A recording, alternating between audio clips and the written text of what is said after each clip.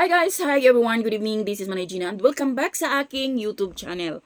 So guys, another mini vlog for today's video at ang ating pag-uusapan ay walang iba kung hindi si Ivana Alawi at si Joshua Garcia. Guys, alam naman nating lahat na inaabangan itong teleserye na ginawa ni Ivana at saka ni Joshua sa Morocco.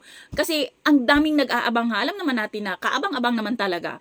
Siyempre alam natin din na open si Ivana na sinasabi niya talaga na crush niya si Joshua Garcia. Kasi nung nag-vlog nga sila, tinanong siya ni Muna kung sino yung crush niya sa showbiz industry. Ang sagot ni Ivana ay si Joshua Garcia. So ito ngayon guys, napanood ko kasi ang showbiz updates ni OG Diaz at napag-usapan nga nila dito si Ivana at saka si Joshua. Kasi nga meron silang intimate scene, yung kissing scene. Ngayon, ang sinabi doon is grabe daw si Joshua kung makahalik. Parang humihigop daw ng sabaw.